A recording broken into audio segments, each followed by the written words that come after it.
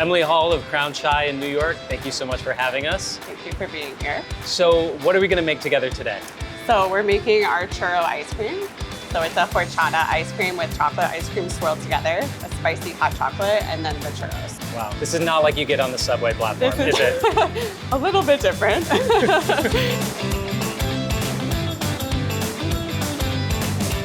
So you've worked at a lot of Michelin-Starred restaurants. What makes a Crown Chai dessert? Crown Chai is just really tasty, simple things that you know, like let's say a churro, but we've elevated it to a Michelin-star level. So it starts with the churro. How do you get started with that process? So we're gonna take our water.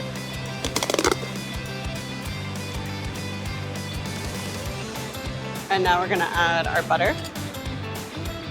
And this is sugar and salt. Okay. And what are you doing now with that? Are you just trying to get it boiling? Yeah, so we're gonna bring it to a full boil and then we'll start cooking in our flour. So now we wanna add our vanilla bean. So if you wanna grab that. So you wanna infuse the vanilla directly into the thing. So why is it important to use a vanilla bean and not just extract? For me, the flavor is just unmatched. I also don't like how the extract tints the color of the dough. So you just take the bean and then how do you usually do it? Just so slice it down the middle? Yep, I take my knife and slice it down. All the way through? All the way through. So you have two pieces. And then I take the back of my knife and just scrape out So you get beans. all those beans there. Yep. And you would never want to waste a bean. No, so we save the pods and we use it for different applications, for infusion. So then just right into the pot. Exactly. There? Yes. So you're infusing that vanilla flavor into your actual pastry. Yeah, so when we cook the flour, we're gonna get more flavor pulled out of it, right? Because it's like infusing while we're cooking it. So this has come to a boil. You don't wanna like overboil this, right? Because you're just evaporating the liquid. So we wanna keep all that liquid in there. So we're gonna add the flour. What's your ratio here of liquids to flour? It's a little more liquid than flour, but not by much. It's almost 50-50. So I like as little as flour as possible. Obviously you need it for the structure of the dough. But the more flour you add, the doughier it's gonna be. And I like the churros to be almost hollow on the inside. So when you bite into them, they like shatter in your mouth. Super crunchy, super crispy. When it comes to like developing recipes, was there someone that really helped you with your process of how you go about just like R&Ding and testing? Yeah, I mean, I'm lucky I have two amazing sous chefs and we kind of create everything together. This dish might look super simple, but actually it took us like 5 or 6 tries. So we would like keep tasting, keep making it better until we thought it was like ready. So we're constantly bouncing ideas off each other. It's definitely a collaborative effort. So this dough is essentially a choux pastry, right? Yes. So it would be the same thing of making like an eclair or a cream puff, but the difference here is we fry it? Yeah. So this is looking almost ready. We have no lumps. What are you looking for when you're looking at the choux pastry? So I want it to stick a little bit at the bottom, as you can see. That's how I know it's fully absorbed. You don't want it too thick. I'm looking that all the flour has been worked in. So now we're gonna take the dough and we're gonna put it into the mixer. So we just put it into the mixer bowl? Yep. Oh, Flop. So now we just wanna cool it down before we add our eggs. This is really important because if you add your eggs before it's fully cooled, you're gonna actually cook the eggs. Yeah, and then they can scramble in there and the consistency gets all weird. And we just wanna check this. We're touching the bottom of the bowl to see how hot it is. We're gonna add the eggs one at a time.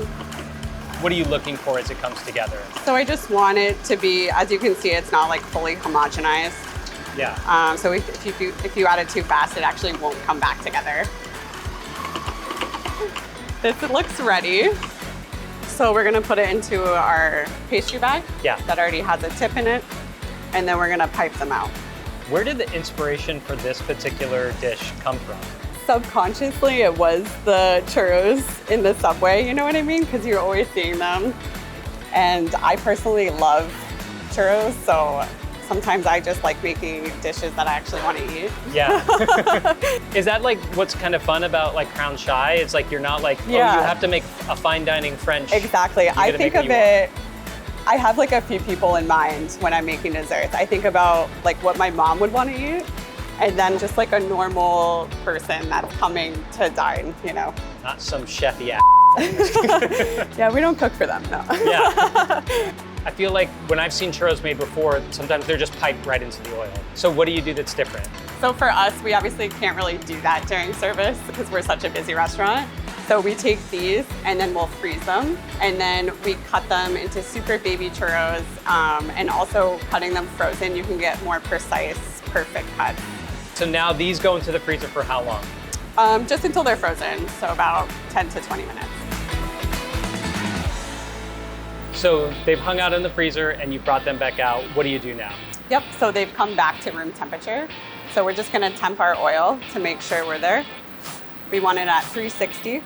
Yeah. I like it between 360 and 370. It's Yeah. not like a hard 360, but it gives it that nice shell on the outside. And too low, what happens? It just absorbs the oil, and then they're super greasy, like they're not good. And then too hot is they just cook too quickly on the outside Right. before the inside sets. Right, exactly. So we're gonna pop these in. So these little guys, you get 7 in an order. Correct. So Exactly. not 6, not 8. No. You get 7. You get 7 and like it. You will like it. You will love it. So how long does it take to actually fry?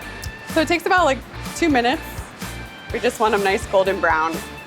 Because they're so small, I know that they're gonna cook on the inside, so we're not Yeah. super worried about that. We just want them a nice golden brown. So you like to bring a few savory elements into your dish. Like, how are you looking at the churro to do that? In my cinnamon sugar mixture, I've added salt also, so you get a little salty. Yeah. And then our hot chocolate sauce that we pour has chilies in it and cayenne pepper. Okay. So it's a little spicy, not anything crazy. It's also salty, and it just balances the whole dish. I also don't like to put them directly in the cinnamon sugar because the oil clumps the sugar. So I like to let them hang out for a little bit on this rack. What is the next step that we're gonna do here? So we're gonna pour our chocolate sauce into our saucer. So what is in this chocolate sauce again? Cocoa powder, water, sugar, and then the peppers we use is a morita pepper, which is a dried smoked jalapeno. It's not super, super spicy, but it gives it, you know, that savory flavor. And we also add a little cayenne pepper for a little kick. So we're gonna toss the churros in the cinnamon sugar mixture. So you've got it like all the cinnamon sugar on there, and now it's time for the ice cream. Yep. So we're doing an ice cream swirl. So we have a Okay. horchata ice cream and a chocolate ice cream. So do you make all the ice cream in-house here? Yeah. Yeah. Yeah.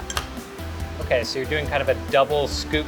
Oh, Oh. look at you, that's fancy. My How we- 6-year-old son would That's how love, we he do would it just here. be amazed right now. He's like, I get both ice creams at once. Of course. And then we're gonna put our churros in.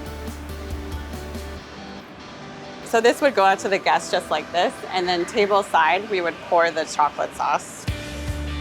Cover the whole thing. Now eat it. I love the crunch on the churro. It's that crisp and then just gives away. Yep, it's exactly what we want. Because that little bit of chili that's Yeah. in there, like a Mexican hot chocolate. Was Right. that something you were thinking about? It kind of was, yeah. And I like the heat. It's just like in the back of your throat. It's not super upfront. So Yeah. it kind of hits you at the end, just like a little bit. Yeah, it's that little bit of like warming heat Exactly. to it. Yeah, it's got a little bit of salinity. It's got that heat. It's got the crunch of the churro. It's a beautiful, like perfect dessert. Thank you. Emily, thank you so much for having us. We really appreciate Yeah, it. thanks for coming. Yeah, I'm just gonna Just keep get in going. there, Yeah, finish why it, not? take it down.